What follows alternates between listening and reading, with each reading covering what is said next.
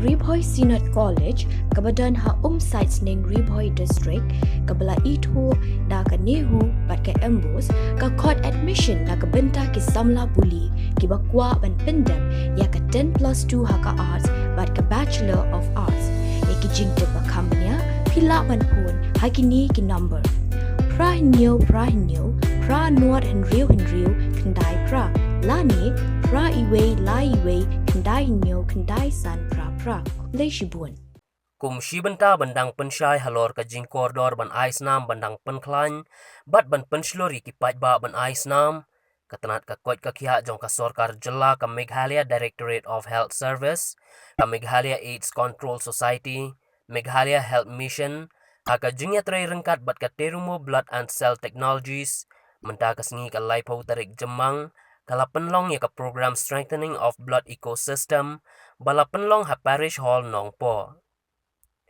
ha kane ka sngi lawan bandan bentalang da ka Dr. Ampareen Lingdo menteri badepet ya ketenat ka kot ka kya jong ka sarkar jilla kala long ka kongsan ha ka jingsa khilang da uba Meral Bonds MLA ka Nongpoh URP Upadhyaya Deputy Commissioner Ribhoi District ki officer na ketenat ka kot ka kya ki doctor bat kiwei ha ka ju ka por ka Dr. Ampareen Lingdo kalayo ban no Synniang da ka Snam kum ka jing penslori ki ba ban kershan Snam syaki badan kam kerki namar ka jing ai Snam kalong ka bakordor ban pelat ya ki mensim breu na ka jing yap baklem dei por that we usually hesitate to give blood. That is a fact. I experience as a legislator many of my constituents when they approach me with regards for the need of the blood for their loved and dear one when they are in hospital.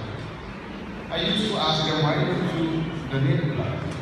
Why don't you give blood by yourself? They say, no, we cannot give blood because this may happen and that may happen. This kind of, what can I say, superstitious or which should not be there. But it is there in the mind of people. I wouldn't blame them because they don't know. Because we feel any moment if somebody will make an accident or if somebody will see a blood, we feel scared. We should be whenever we see like that. That's why this right thing within our mind is there.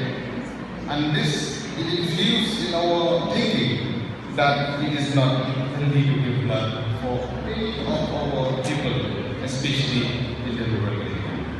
So this campaign has to be there.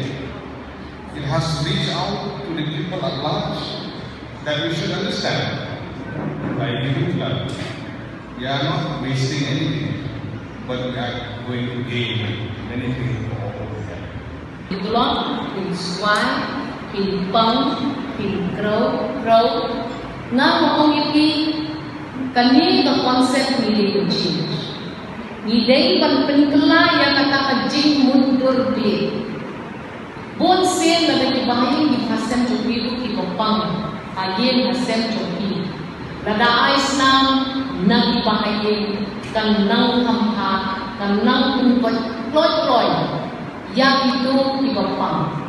Kata kadang kawai kebuni nak siya jing pentit yang baru lang akaning district pila lengka district bangkaman yung tang aspirational districts kapamot pa kilabon pa kita jing don pa i facilities akaning district jokin kapuli kunti kapat kya na safety punta ter mentangi orang ini, kelai, penting, yang ibai, dalam guna yang itu.